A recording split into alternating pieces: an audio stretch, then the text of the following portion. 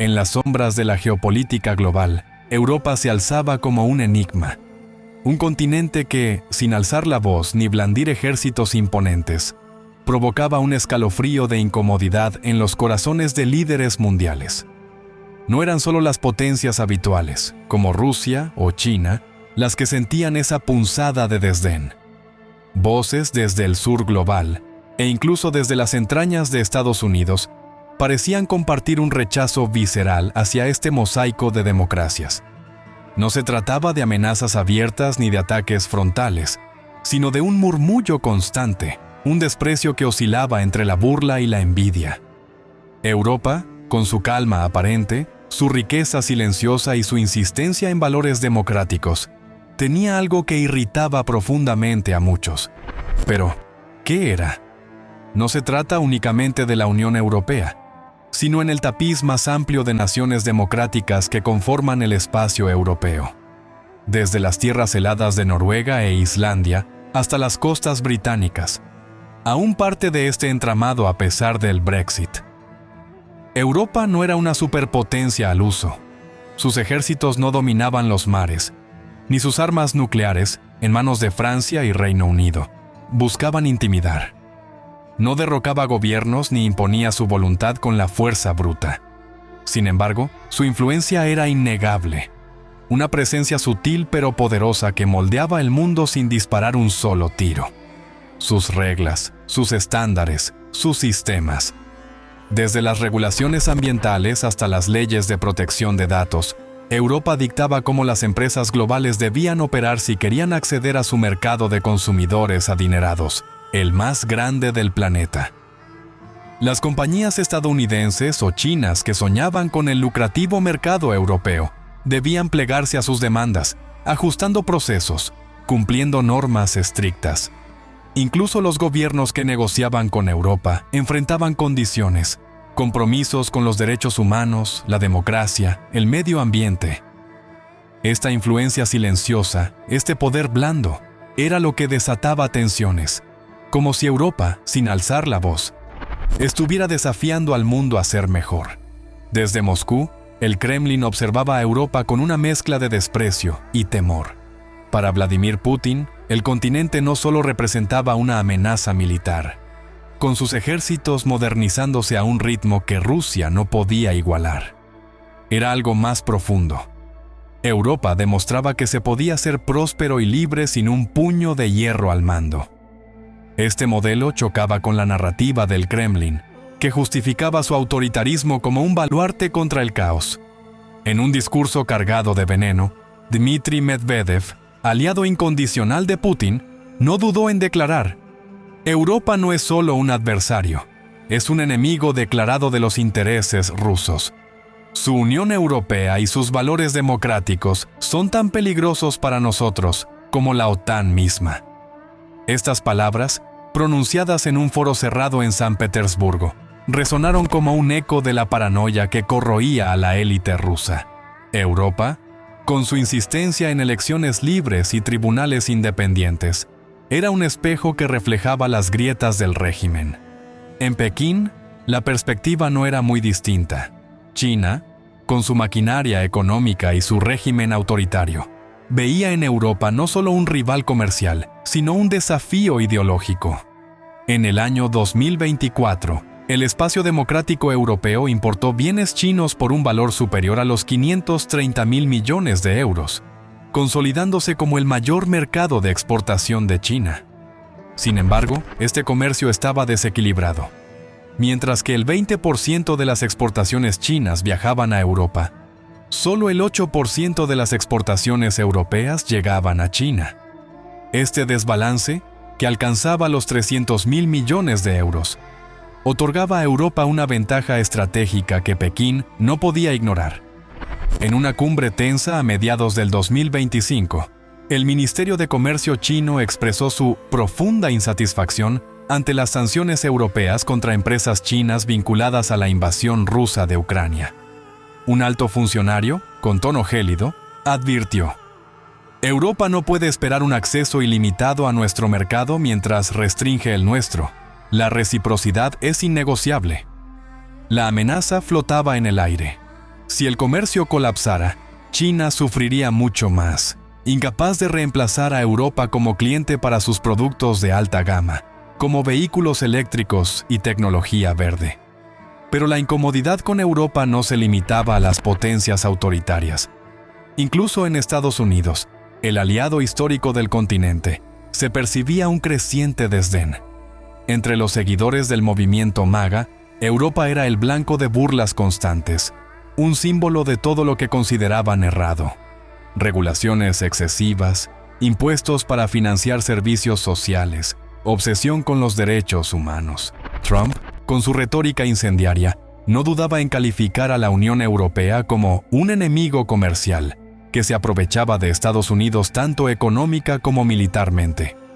En un mitin en Ohio, proclamó: Europa se beneficia de nuestra protección en la OTAN, pero no paga lo suficiente. Son unos aprovechados que viven de nuestro esfuerzo. Incluso J.D. Vance, el polémico vicepresidente, llegó a minimizar a los aliados europeos, describiéndolos en una entrevista como naciones irrelevantes, sin experiencia en combate, que no han sacrificado nada. Estas palabras, cargadas de desprecio, ignoraban una verdad incómoda. Europa había estado presente en las guerras estadounidenses, desde Afganistán hasta Irak, pagando un alto precio en vidas y recursos. Sin embargo, los números contaban una historia diferente. Desde la invasión rusa a Ucrania, los presupuestos de defensa europeos se habían disparado. Países como Polonia, los bálticos, Alemania y los nórdicos lideraban una carrera armamentística que fortalecía a la OTAN como nunca antes. En total, las democracias europeas mantenían un ejército activo de 1.700.000 soldados, superando al 1.300.000 de Estados Unidos. En términos de vehículos blindados, Europa operaba cerca de 4.300 tanques y 6.000 vehículos de combate modernos, desde los ágiles 120 suecos hasta los robustos Puma alemanes.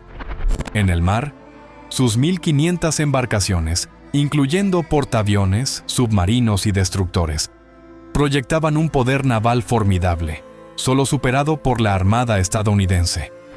En un informe reciente, un general retirado de la OTAN comentó: Europa no es el eslabón débil que algunos quieren pintar. Sus fuerzas están listas, sus presupuestos crecen y su compromiso con la defensa colectiva es inquebrantable. El continente no solo albergaba una calidad de vida envidiable, con sistemas de salud y educación públicos que lideraban los rankings mundiales, sino que también atraía a millones de personas y empresas. El Informe Mundial de la Felicidad colocaba a 13 naciones europeas por encima de Estados Unidos, que había caído 8 puestos desde el 2023. Mientras tanto, Europa acogía a millones de refugiados ucranianos, 2 millones solo en Alemania y Polonia, frente a los escasos 200.000 en Estados Unidos. Y proporcionaba ayuda militar, humanitaria y financiera a Ucrania, que superaba las contribuciones estadounidenses en términos absolutos. Un diplomático polaco, en una conferencia en Varsovia, señaló con orgullo: Hemos dado más de lo que podíamos, porque sabemos lo que está en juego. Europa no solo habla de valores, los defiende con hechos. A medida que la intriga crecía, una pregunta flotaba en el aire. ¿Por qué Europa, con su modelo de compromiso y cooperación, generaba tanto rechazo? ¿Era su influencia silenciosa, su capacidad para moldear el mundo sin recurrir a la fuerza, lo que la convertía en un blanco? La respuesta parecía estar en su propia existencia. Un continente que, a pesar de sus imperfecciones, desafiaba a los poderosos con un ejemplo de lo que el mundo podría ser. El murmullo de descontento hacia Europa resonaba en los pasillos del poder global, como un eco que se negaba a desvanecerse. No era solo la Rusia de Putin o la China de Xi Jinping las que miraban al continente con recelo. Incluso en las tierras de su aliado más antiguo, Estados Unidos, se alzaban voces que lo tildaban de arrogante, decadente o simplemente irrelevante. Sin embargo, Europa seguía erguida, un titán silencioso cuya influencia se filtraba en el mundo no con cañones, sino con normas, valores y un ejemplo que muchos encontraban intolerable. Este relato, centrado en el vasto mosaico de democracias europeas, que abarcaba desde la Unión Europea hasta naciones como Suiza, Islandia y el Reino Unido, aún anclado al continente pese al Brexit, desentrañaba el misterio de por qué un lugar tan apacible podía ser tan provocador. El poder de Europa no residía en ejércitos colosales ni en ambiciones imperiales. Sus pocas armas nucleares, custodiadas por Francia y Reino Unido, eran defensivas, no ofensivas. No buscaba derrocar gobiernos ni imponer su voluntad a sangre y fuego. En cambio, su fuerza era más sutil, casi invisible, pero devastadora en su alcance. Europa establecía estándares globales, regulaciones sobre comercio, medio ambiente, datos y seguridad, que obligaban a las empresas del mundo a adaptarse, si querían acceder a su mercado, el más rico y codiciado del planeta.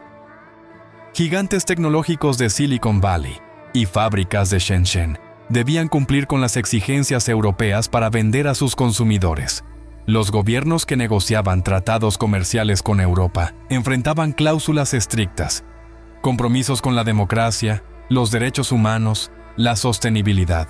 Este poder blando, tejido con paciencia y constancia, era lo que desataba la incomodidad de muchos líderes. Como si Europa, sin alzar la voz, estuviera dictando las reglas del juego. Las armas silenciosas de Europa. Europa no necesitaba ejércitos invasores para imponer su voluntad. Su influencia se deslizaba como una corriente subterránea, moldeando el mundo con una precisión quirúrgica. He aquí las armas invisibles que hacían temblar a los poderosos. Regulaciones comerciales implacables.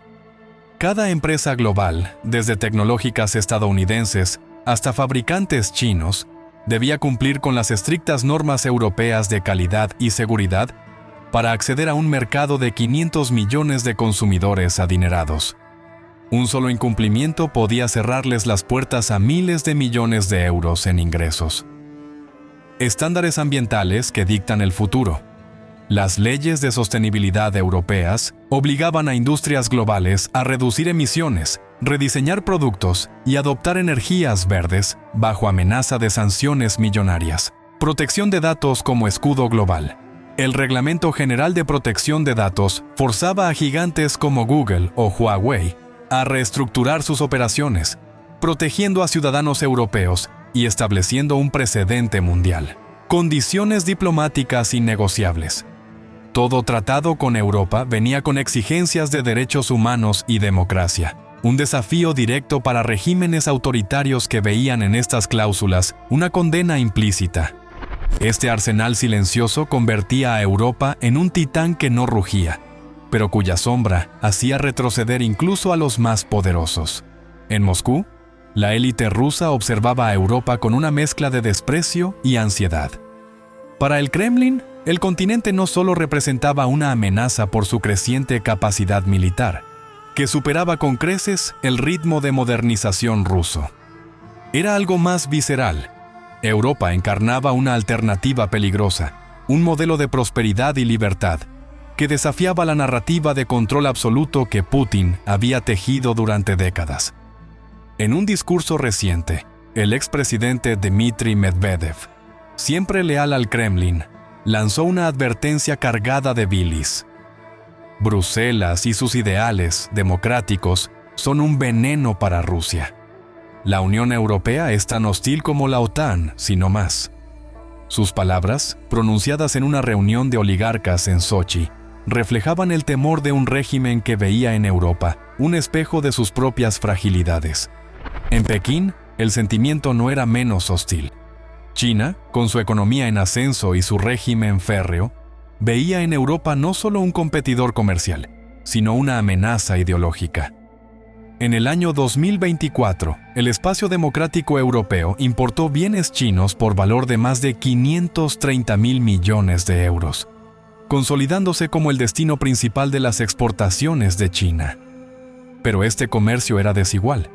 Mientras el 20% de los productos chinos viajaban a Europa, solo el 8% de las exportaciones europeas llegaban a China. creando un déficit comercial de 300.000 millones de euros. Esta asimetría otorgaba a Europa un poder estratégico que Pekín resentía profundamente. En una cumbre bilateral en el verano del 2025, un portavoz del Ministerio de Comercio chino, con rostro impasible, expresó su frustración. Las sanciones europeas contra nuestras empresas son inaceptables. Europa debe elegir o un comercio justo o las consecuencias. La advertencia era clara. Si las relaciones comerciales colapsaran, China perdería mucho más, incapaz de reemplazar a Europa como mercado para sus productos de alta tecnología, desde paneles solares hasta automóviles eléctricos. Pero la sombra de Europa no solo inquietaba a las potencias autoritarias. En Estados Unidos, su aliado de décadas, un creciente desdén se filtraba en el discurso político. Los seguidores del movimiento MAGA, y en menor medida algunos demócratas, veían en Europa un símbolo de todo lo que rechazaban. Regulaciones estrictas, impuestos para financiar servicios públicos, una supuesta obsesión con los derechos humanos. Donald Trump, con su característica vehemencia, no dudaba en tildar a la Unión Europea de adversario comercial, que se aprovechaba de la generosidad estadounidense. En un mitin en Florida, exclamó: Europa nos usa como su escudo en la OTAN, pero no paga su parte. Son unos parásitos que viven de nuestra fuerza. J.D. Vance, su vicepresidente, fue aún más lejos, desestimando a los aliados europeos como naciones sin relevancia ni experiencia militar, que no han sacrificado nada en los campos de batalla. Estas acusaciones, cargadas de retórica, ignoraban una realidad contundente. Europa había estado al lado de Estados Unidos en conflictos como Afganistán e Irak, pagando un precio alto en vidas y recursos, y acogiendo a millones de refugiados como consecuencia de las crisis desatadas por esas guerras. Los hechos, sin embargo, pintaban un cuadro muy diferente. La fortaleza militar de Europa, lejos de ser el continente débil que sus detractores pintaban, Europa desplegaba una fuerza militar que resonaba como un trueno silencioso, lista para defender sus ideales. Estas eran las piezas de su maquinaria bélica. Un ejército de 1.700.000 soldados, desde los cuerpos de élite británicos hasta las fuerzas polacas en rápida modernización. Europa superaba en número activo al ejército estadounidense. 4.300 tanques en la vanguardia. Modelos como el Leopard alemán y el Leclerc francés combinaban tecnología de punta con agilidad táctica, listos para cualquier escenario. 6.000 vehículos blindados de última generación. Desde los CV-90 suecos, diseñados para terrenos árticos, hasta los Boxer alemanes, Europa lideraba en innovación y versatilidad. Una armada de 1.500 embarcaciones, portaaviones franceses, destructores británicos y submarinos nórdicos patrullaban desde el Báltico hasta el Mediterráneo, proyectando poder regional sin igual. Presupuestos en alza, países como Polonia y los Bálticos destinaban más del 2% de su PIB a defensa, superando a muchos aliados y desafiando las burlas de sus críticos. Esta fortaleza, ignorada por muchos, era la prueba de que Europa no solo hablaba de seguridad, sino que la respaldaba con acero y determinación. La historia de una Europa débil y en declive, tan querida por ciertos sectores, se desmoronaba ante las cifras.